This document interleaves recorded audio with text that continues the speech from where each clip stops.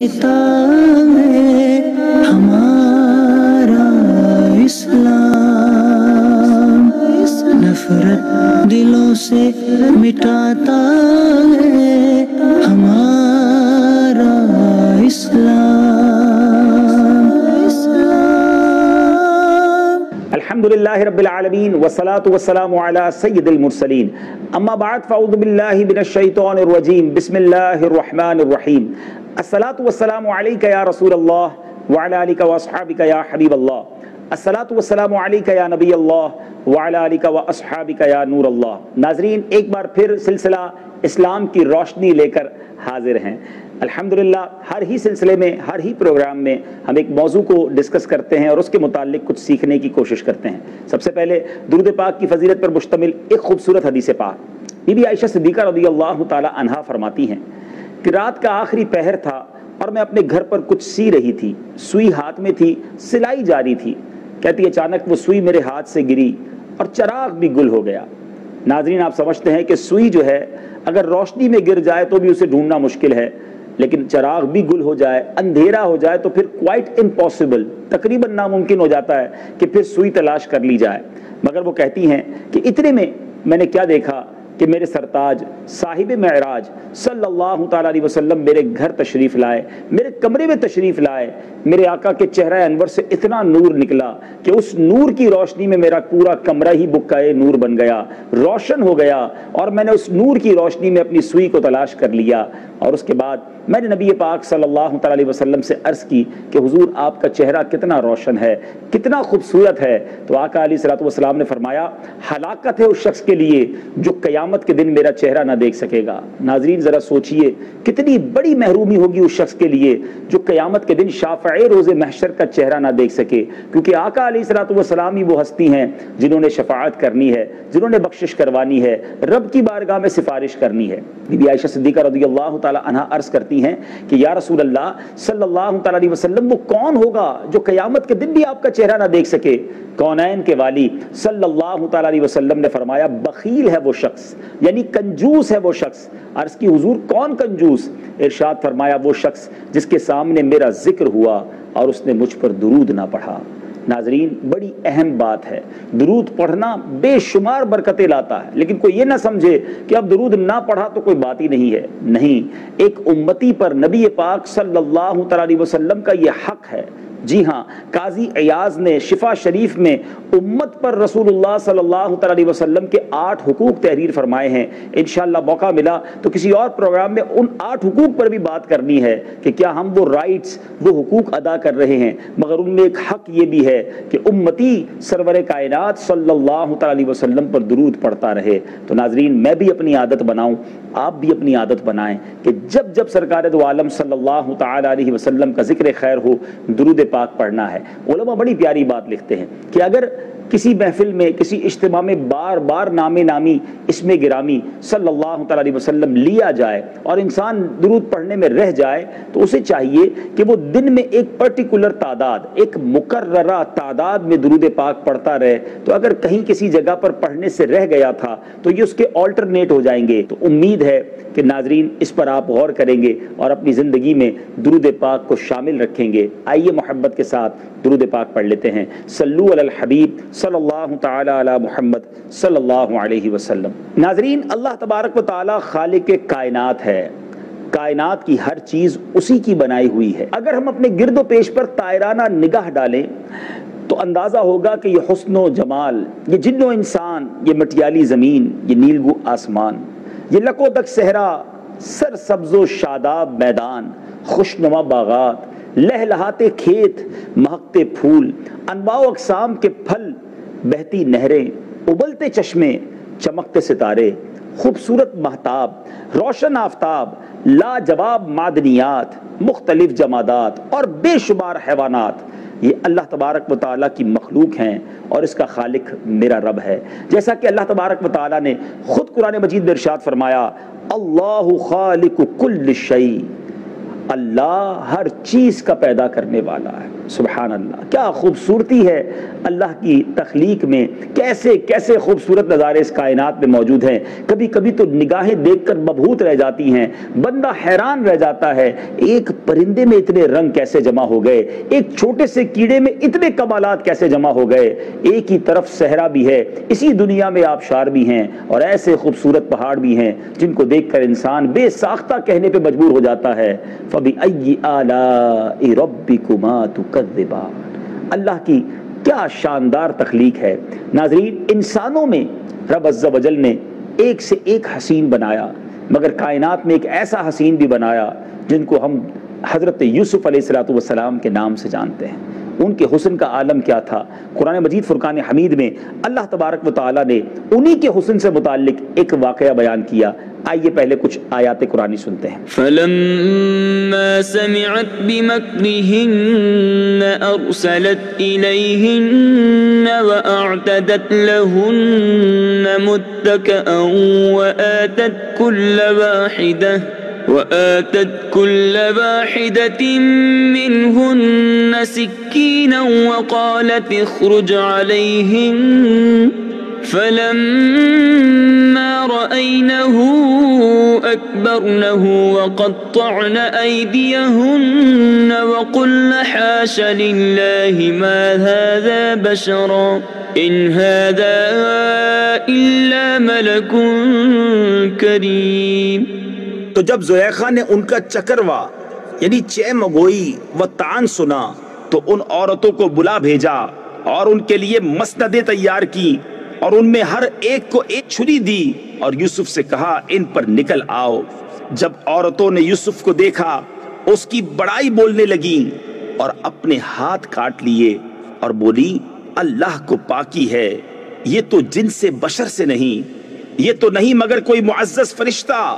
ناظرین، یہ تو حضرت یوسف علیہ السلام کے حسن کا عالم تھا کہ جنہیں تمام مخلوق سے بڑھ کر حسن و جمال عطا کیا گیا، مگر یاد رہے اس کائنات میں ایک ایسی مبارک ہستی بھی ہیں جن کے حسن کا کوئی ثانی نہیں ہے۔ خود حضرت یوسف علیہ السلام بھی ان کے در کے گویا سوالی ہیں۔ بہت خوبصورت بات مفتی اعظم ہند مصطفیٰ رضا خان صاحب نوری لکھتے ہیں نا، ایسا تجھے خالق نے طرح دار بنایا، ایسا تجھے خالق نے طرح دار بنایا، یوسف کو تیرا طالب دیدار بنایا، کونین بنائے گئے سرکار کی خاطر، کونین کی خاطر تمہیں سرکار بنایا۔ جی میری مراد جناب احمد مجتبیٰ محمد مصطفیٰ صلی اللہ تعالی علیہ وسلم کی ذات والا تبار ہے۔ آپ جیسا حسین نہ اس کائنات میں کوئی آیا ہے نہ آنا ہے۔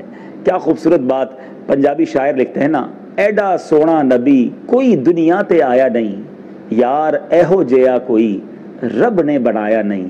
اللہ کے حبیب کی کیا شان ہے، سبحان اللہ۔ آپ کے حسن پر گویا لوگ قربان ہونے کے لیے تیار ہوتے۔ حضرت یوسف علیہ السلام کا واقعہ ذہن میں رکھیے کہ آپ علیہ السلام کو مصر کی عورتوں نے دیکھا تو اپنی انگلیوں کو کاٹ لیا، خود رفتہ ہو کر یہ عالم بن گیا۔ ناظرین، میرے آقا کے حسن کا عالم کیا تھا۔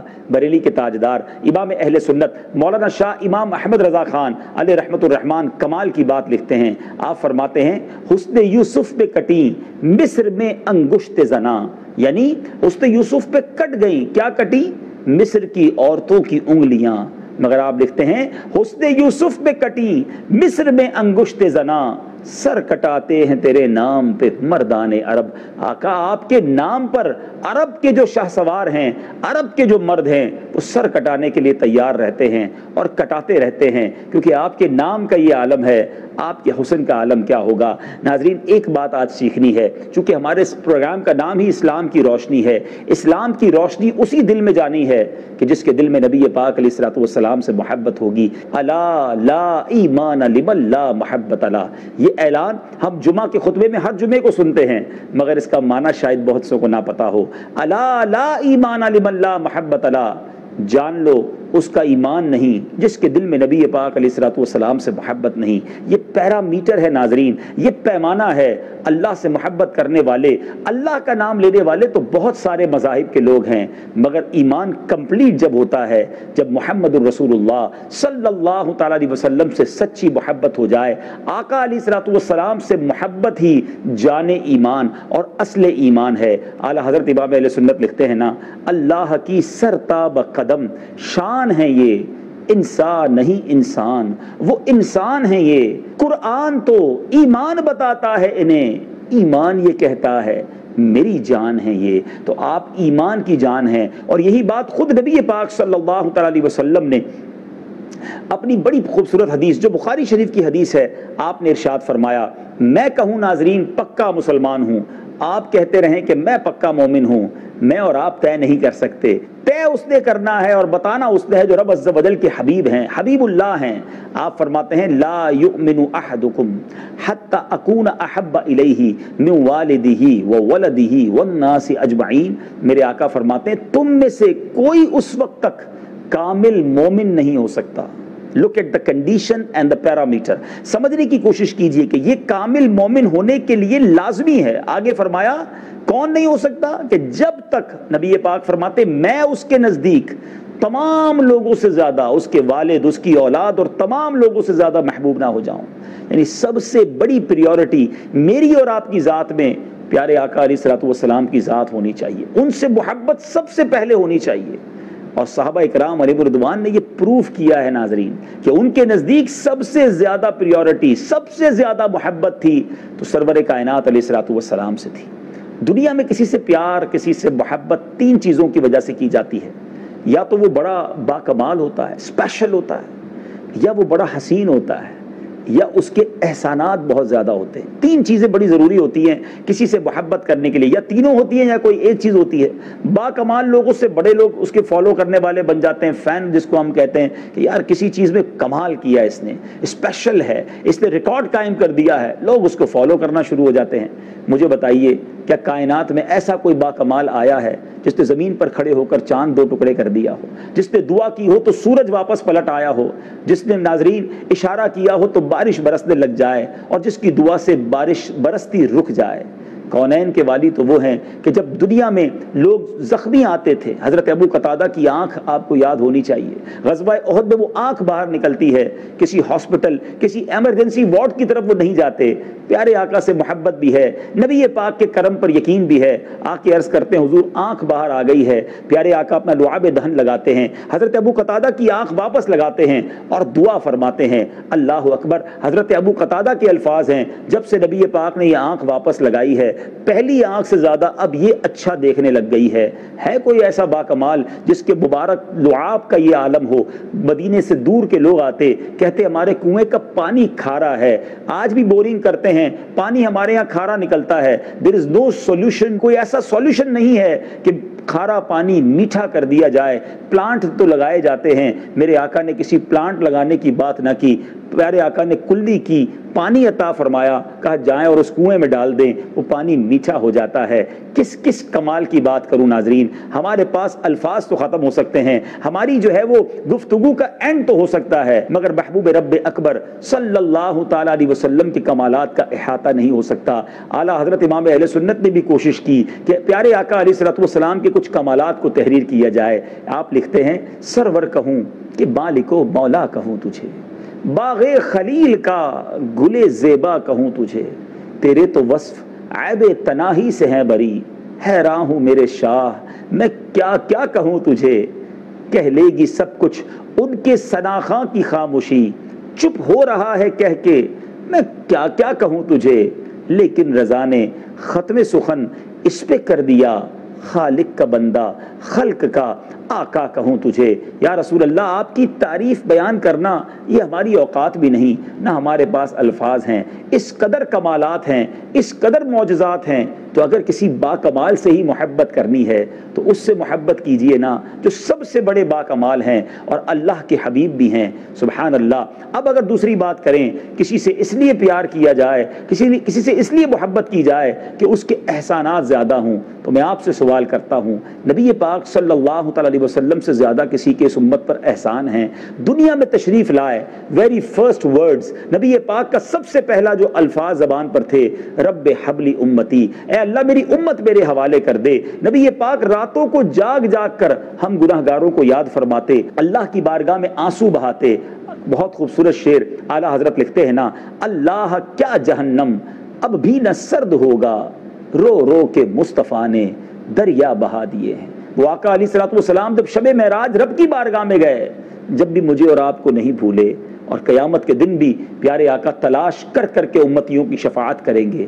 تو اگر کسی کیئرنگ پرسنالٹی سے، کسی خیال کرنے والے سے محبت کی جاتی ہے، تو ہے کوئی جو نبی پاک علیہ الصلوۃ والسلام سے زیادہ اس امت کا خیال رکھنے والا ہو؟ مولانا حسن رضا خان صاحب قیامت کے دن کا نقشہ کھینچتے ہوئے، اور نبی پاک کا امت کا کیسا درد اور خیال ہے، کیا خوبصورت بات لکھتے ہیں. آپ فرماتے ہیں قیامت کے دن آقا کی کیفیت کیا ہوگی؟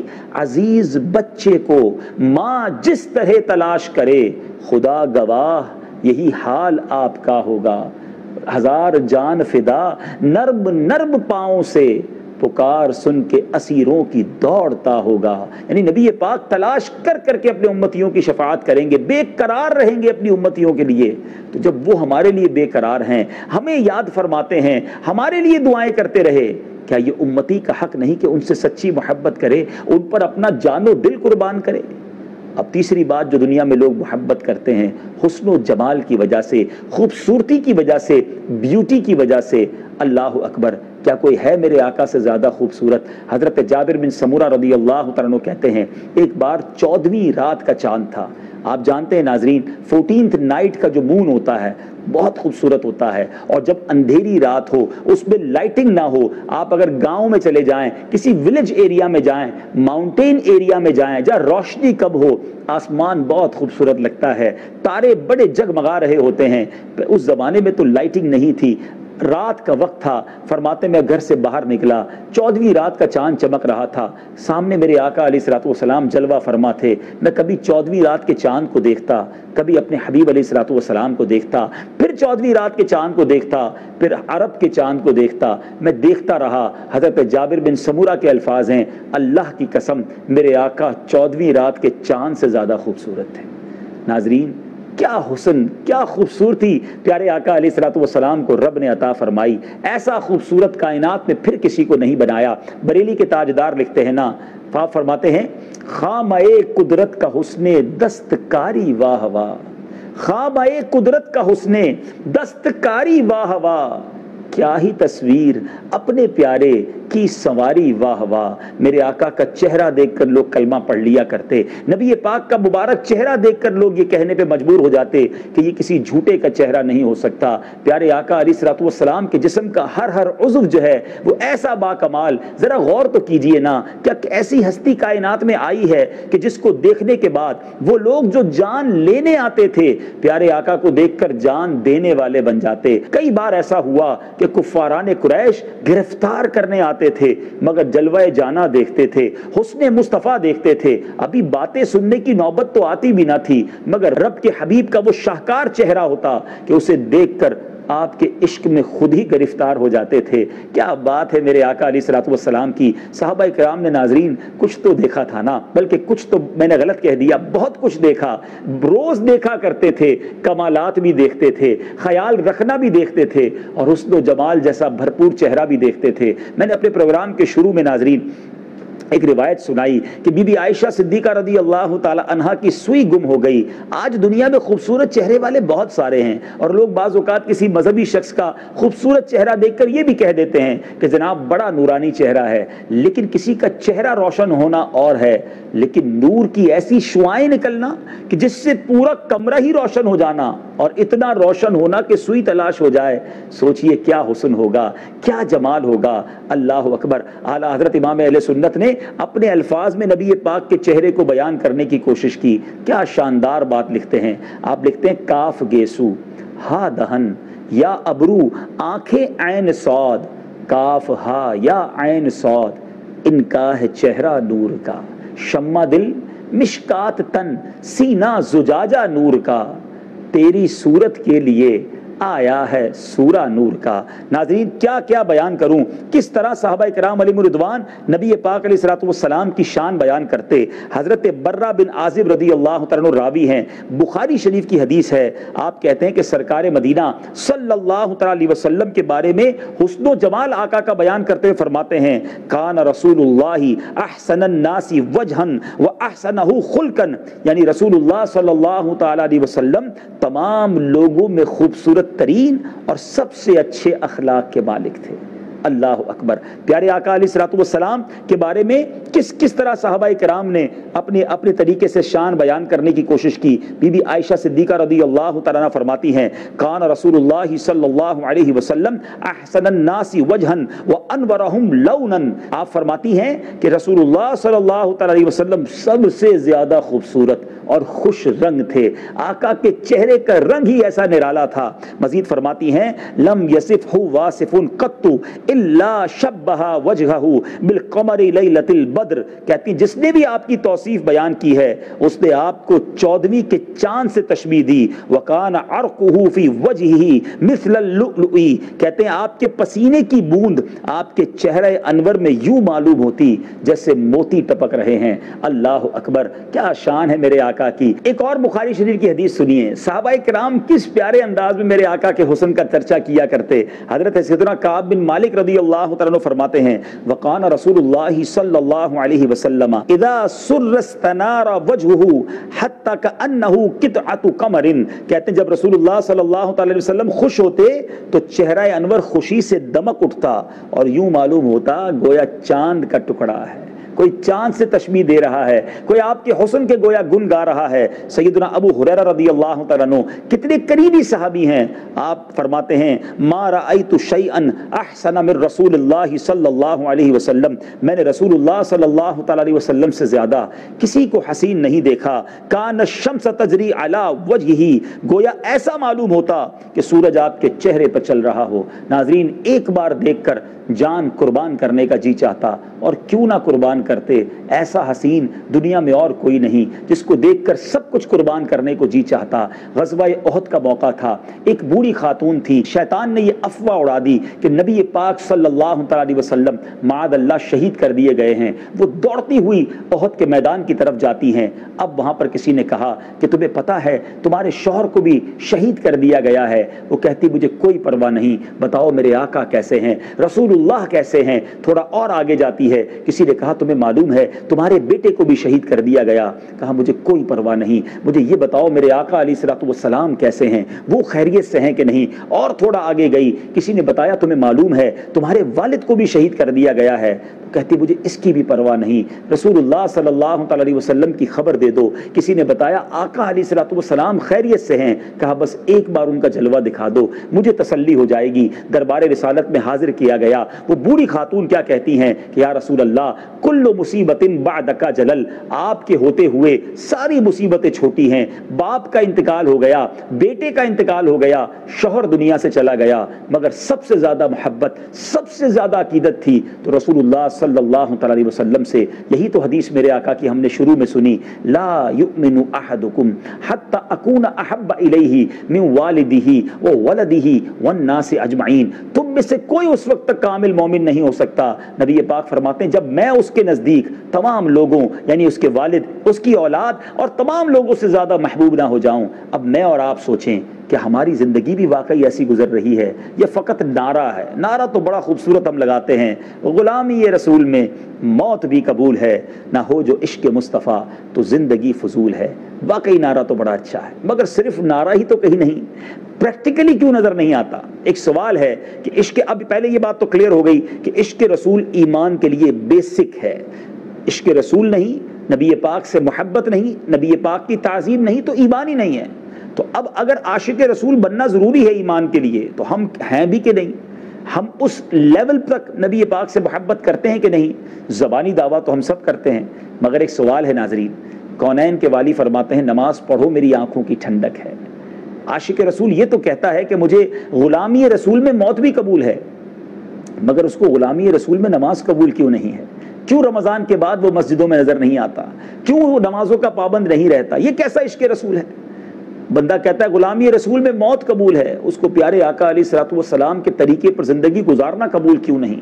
نبی پاک کی سنتوں والا انداز قبول کیوں نہیں ہے؟ اسلام تو اور میرے آقا تو حرام کمانے کی تعلیم نہیں دیتے، نبی پاک علیہ الصلوۃ والسلام تو جھوٹ بولنے سے منع فرماتے ہیں، آپ تو بد نگاہی سے منع فرما کر نیچی نگاہیں رکھنے کا درس دیتے ہیں، شرم و حیا کی ہمیں تعلیمات ملتی ہیں پیارے آقا کی تعلیمات سے۔ تو بے حیائی کرنے والا، حرام کمانے والا، لوگوں پر ظلم کرنے والا، اپنے ماں باپ کو ستانے والا، یہ کیسے پیارے آقا کا عاشق ہے؟ یہ کیسے نبی پاک کا غلام ہے؟ Please try to understand. یقیناً عشق رسول بہت ضروری ہے، مگر پریکٹیکل عشق رسول ضروری ہے۔ ہمارے انداز سے پتہ چل جائے کہ یہ کس کا امتی ہے۔ مسلمان لڑائی جھگڑا کرنے والا، مسلمان ظلم کرنے والا، نبی پاک کا غلام کہلانے والا اور لوگوں کو تنگ کرنے والا یہ نہیں ہوتا۔ کاش کے دل میں اتر جائے میری بات۔ تو آج سے پریکٹیکل عشق رسول، میری عادتوں سے پتہ چل جائے کہ میں کس کا امتی ہوں۔ شاعر لکھتے ہیں نا، فنا اتنا تو ہو جاؤں میں تیری ذات عالی میں، فنا اتنا تو ہو جاؤں میں تیری ذات عالی میں، جو مجھ کو دیکھ لے اس کو تیرا دیدار ہو جائے۔ اے کاش یہ کیفیت ہماری بن جائے، مجھے بتانا نہ پڑے۔ ایک بڑا پرابلم بتاؤں ناظرین، اب تو پاکستان میں بھی یہ ہو گیا ہے، ورنہ انٹرنیشنلی جب ہم کسی ینگسٹر سے ملتے ہیں نا، ویری ڈیفیکلٹ ٹو انڈرسٹینڈ، بہت مشکل ہوتا ہے سمجھنا کہ یہ مسلمان ہے کہ نہیں ہے، کیونکہ کہیں سے بھی کوئی مسلمانوں والا عمل نظر نہیں آ رہا ہوتا، نہ لباس میں، نہ چہرے میں، نہ عادتوں میں، نہ انداز میں۔ پوچھتے ہیں جب وہ نام مسلمانوں والا بتاتا ہے تو سمجھ آتا ہے اچھا ہو سکتا ہے یہ بھی مسلمان ہے۔ کیا ایسا ہونا چاہیے؟ پیارے آقا کا ایسا بھی کوئی غلام ہو کہ جس کو جب تک نام نہ بتائے سامنے والے کو پتہ نہ چلے؟ ہونا تو یہ چاہیے کہ مجھے دور سے دیکھ کر پتہ چل جائے کہ محبوب کائنات صلی اللہ تعالی علیہ وسلم کا غلام جا رہا ہے۔ غور کیجئے گا اس بات پر۔ انشاءاللہ اگلے کسی پروگرام میں ایک اور ٹاپک لے کر حاضر ہوں گے۔ اسلام کی روشنی میں آج عشق رسول کی روشنی پر بات ہوئی ہے، یہ شمع دل میں جلا لیجئے۔ دنیا کے مجازی عشق کی آگ جب جلتی ہے نا ناظرین، تو دل کو جلاتی ہے، تکلیف بھی دیتی ہے، مگر عشق رسول کی شمع روشن ہو جائے تو دنیا بھی اچھی ہو جاتی ہے، جہنم کی آگ بھی بجھ جاتی ہے۔ اپنے اس پروگرام کا، اس ٹاپک کا اختتام امام اہل سنت مولانا شاہ امام احمد رضا خان کے بہت خوبصورت شعر پر کروں گا۔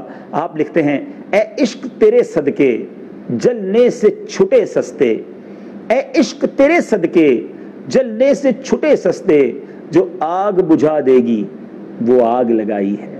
انشاءاللہ عشق رسول کی شمع کو دل میں فروزہ کیجئے، دنیا بھی خیر ہو جائے گی، آخرت میں بھی خیر ہو جائے گی۔ چلتے ہیں اپنے سیگمنٹ کی طرف جس کا نام ہے بہار رمضان۔ نفرت دلوں سے مٹاتا ہے ہمارا اسلام۔ ناظرین، ہمارے سیگمنٹ بہار رمضان میں آج روزے کی اہمیت پر کچھ بات سنیں گے۔ دراصل یقیناً روزہ رکھنا فرض ہے اور اس کی بے شمار برکتیں ہیں، لیکن روزہ نہ رکھنا یہ کتنا بڑا گناہ اور کتنا شدید جرم ہے، شاید یہ بہت سارے ناظرین نہ جانتے ہوں۔ یاد رکھیے، روزہ ہر عاقل و بالغ یعنی ہر عقل مند مسلمان مرد و عورت پر فرض ہے۔ جو مجنون ہے، پاگل ہے، چونکہ وہ اپنی معاملات کو صحیح ادا نہیں کر سکتا، اس پر روزہ فرض نہیں ہے، لیکن ہر عاقل بالغ مرد و عورت مسلمان پر روزہ فرض ہے۔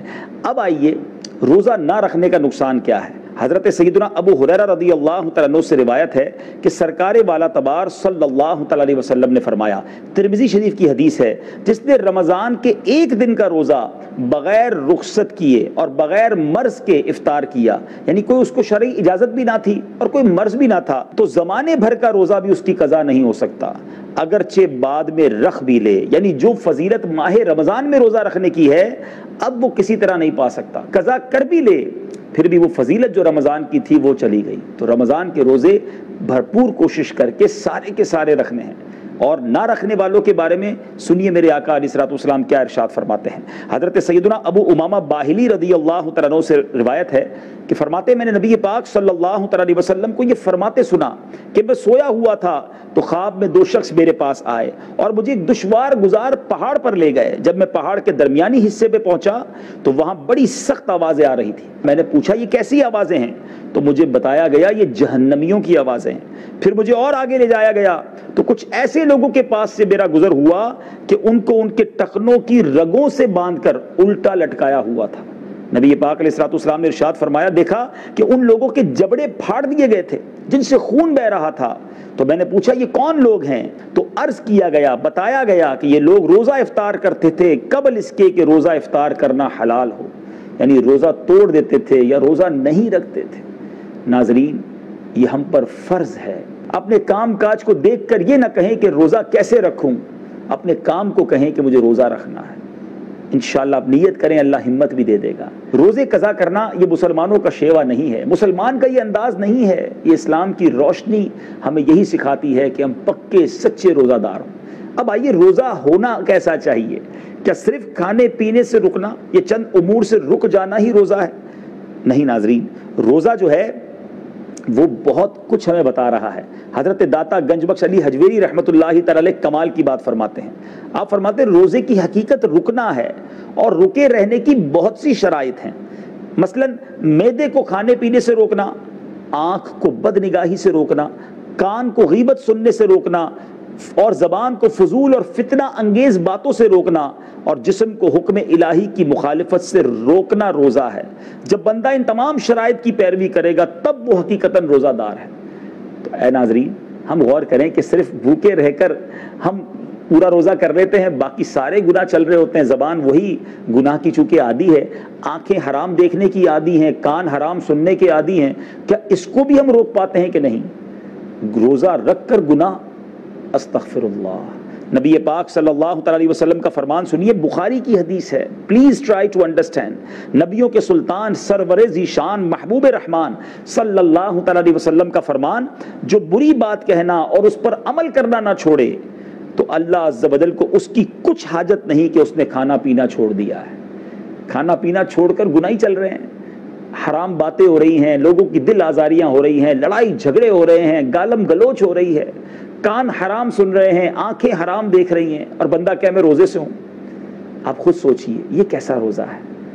روزہ ہمیں پیوریفائی کرنے آتا ہے. اللہ کرے کہ ہم تمام اعضاء کا روزہ رکھنے میں کامیاب ہو جائیں. انشاءاللہ کوشش کریں گے تو ایسا ہو جائے گا. اس کے لیے نیک ماحول، اچھا ماحول ہوا، اچھے لوگوں کے ساتھ اٹھنا بیٹھنا ہوا، نیک لوگوں کے ساتھ صحبت ملی تو انشاءاللہ ضرور اثر ہوگا. نیک صحبت کی کیا بات ہے؟ اچھے آدمی کی صحبت ایسی ہے جیسے عطر کی دکان، پرفیوم شاپ ہوتی ہے نا ناظرین. میں اور آپ جاتے ہیں، اگر پرفیوم نہ بھی لیں تو خوشبو تو آئی جاتی ہے، کچھ ٹیسٹ بھی کروا دیا جاتا ہے فری میں، خرچ نہیں کیا مگر فائدہ ضرور ہوا، خوشبو مل گئی. یہ ہے اچھے بندے کی صحبت، نیک انسان کی صحبت کے اس کی صحبت میں بیٹھے برکت ضرور ملتی ہے. برا جو بندہ ہوتا ہے نا، برے دوست جو ہوتے ہیں، اس کی صحبت ایسے ہے جیسے لوہار کی دکان. وہاں جائیں، کپڑے جتنی بچا لیں، کچھ نہ کچھ چنگاریاں جو ہے نا وہ کپڑے میں لگ کر سوراخ کر دیتی ہیں. تو برے دوستوں کے ساتھ بیٹھ کر برکت کی امید نہیں رکھی جا سکتی. گناہ گاروں کے ساتھ بیٹھ کر میں کیسے امید رکھتا ہوں کہ میں اللہ کا پسندیدہ بندہ بن جاؤں گا؟ اچھے لوگوں کی صحبت ڈھونڈیے، اللہ کرے کہ دل میں اتر جائے میری بات. اگلے پروگرام اسلام کی روشنی میں پھر ملاقات ہوگی. اپنی دعاؤں میں یاد رکھیے گا. صلو علی الحبیب صلی اللہ تعالی علی محمد صلی اللہ علیہ وسلم. درس محبت دیتا ہے ہمارا اسلام، نفرت دلوں سے مٹاتا ہے ہمارا اسلام.